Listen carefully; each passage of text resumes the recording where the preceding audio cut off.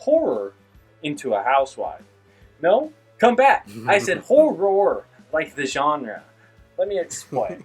This is a sort of improvisational exercise where we've basically taken one of these iconic horror movie villains and we're going to place him into a movie within a genre that doesn't really appeal to the horror fans, the horror ideologies. So, for example, we take a slasher villain and we'll bring it into, let's say, like a kid's comedies, like Ace Ventura Jr. 3. We'll put a slasher villain in there. So I'm going to start, since I am the originator of this game. The villain I am starting with is a little lovely piece of work we like to call Sadako. Some of you may know her as Samara from the Ringu series in Japan and the Ring and Rings in America. Rings, do not watch it. Not very good. American classic. There's no ending to it, which is my favorite thing is when movies don't have an ending. So, Sadako. We'll talk a little bit about Sadako. Sadako is a victim of terrible abuse, ended up dying in this well. I'm kind of combining the Samara and Sadako. Oh, yeah, of course. Just because a lot of people... Take the pieces you like. Exactly. Basically, she has psionically created this tape as a sort of revenge onto the world that if you watch it, in 7 days, you die. I'm going to place Sadako into one of my favorite romantic comedies, You've Got Mail, starring... Tom Hanks and Meg Ryan. Now, we're going to be replacing Meg Ryan, who plays Kathleen Kelly, of course, as the owner or employee of the shop around the corner. I forget if she owns it at this point. So we're going to replace it into our favorite video recording demon lady. You've Got Mail is a reboot, remake of the shop around the corner, of the perfumery, of She Loves Me. This is an age-old story, and it's been told so many times, and I love it. I love every iteration. But it's basically just media about gaslighting. And so basically, the guy figures out who the girl is really quickly on, but he doesn't tell her until the very, very end. And then I love you, yada, yada, yada. And I think in 2020, that ain't gonna fly. So Unless. But we're basically... Speaking of gaslighting, it's going to be great. So instead of a bookstore, it is going to be, as you have probably guessed, a used DVD store, or DVD, VHS, Betamax, cassettes, or vintage, because vintage is in right now.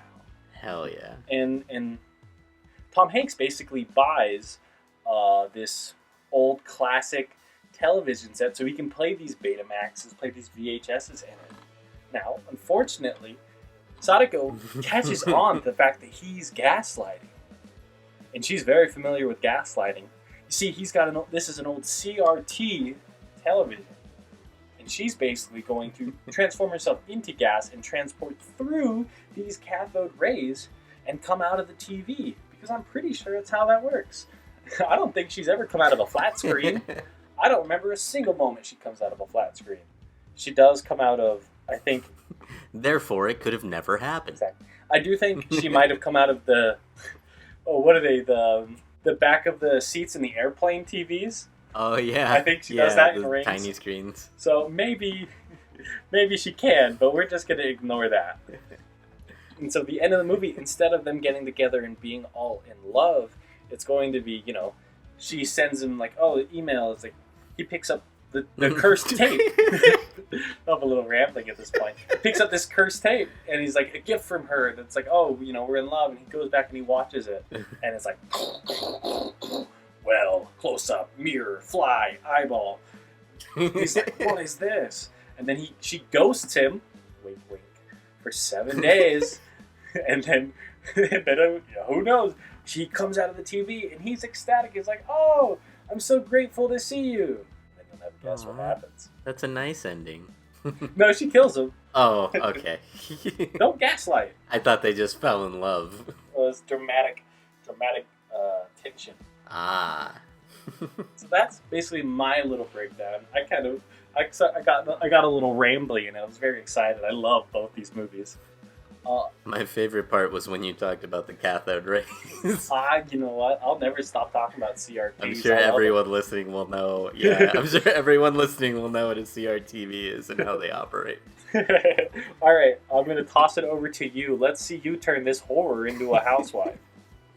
Sounds good. So, who is the one villain? And this is a rhetorical question. Please do not answer. I'm going to Please answer. don't steal. I'm going to answer. Who is the one horror villain who is way too focused on their job and needs a little love in their life? Jaws. The answer is the Yautja, I believe is how you pronounce it. The Yautja. Or maybe it's Yutja. Explain. Or for the layman, the Predator. Oh! Now, you might be wondering, what is the Predator's job? Well, you see, Predator culture is very work-oriented. You go out, you hunt, you bring back trophies, and with those trophies comes honor. You could say... And probably a bigger castle. You could say Yes. they predate. Predato. And I thought, let's take this busybody and let's put him in a simpler time. Let's make him a high school student. Ooh. And let's throw him in to JD's role in Heathers. Oh! Very good. JD, for those who don't know, is Christian Slater's character in Heathers, who opens his first appearance by pulling out a magnum and firing 2 blank rounds. Actually, I think he fires all 6, but they're blanks, and I think he makes the bullies who are trying to pick on him piss their pants. So, I don't think that's how blanks I would love. work. But it's very cool. I won't interrupt It's anymore. very cool. No, it's okay. I would want to redo that scene, but instead of them coming to pick on him and him shooting blanks and them pissing their pants, he just straight up murders them with his little plasma cannon. Little red dots go over their chest, and they're like, huh, what are you doing, nerd? Playing with your light bright? Pew, pew! And they're dead. Quick, what are the bullies' names? Immediately, I don't remember. That's Curtin Ram. Oh no, he can't kill them then because they come back later. Okay, so they're part of my plot for later. So he shoots them with his plasma beams, and they just kind of wrap around them like the goo in Mortal Kombat 3. Oh yeah, they have That bolas. Cyrax shoots out. They have what? Doesn't the Predator have bolas? Or Oh yeah, he does. All right, okay. He can just shoot bolas at them, tie them up, and be silly. That's fine. And then immediately, before he goes in for the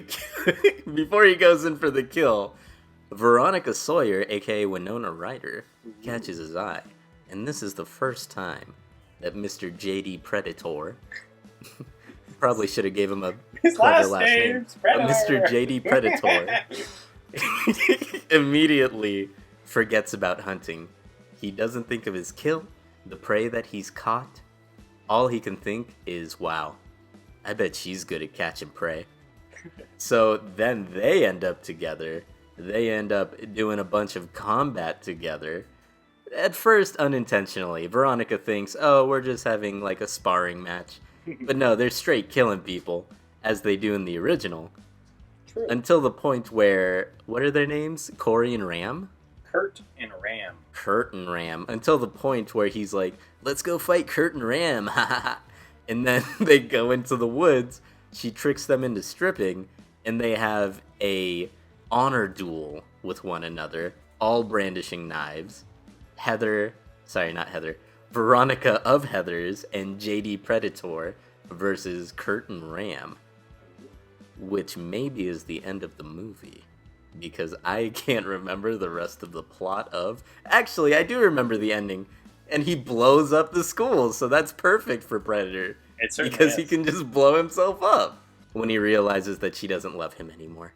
The end. I love that. Heathers is one of my favorite movies ever. And I never would have thought about putting the Predator in the fact that his name is J.D. Predator.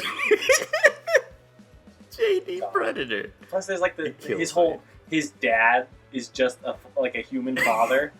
He just kind of Yeah. has not picked up the fact that he's a giant alien wrecking machine. Oh, And he's still like 6'9". yeah. That's That's so fair. good. I think these are both excellent horrors we've turned into housewives. Housewives. All right, that's great.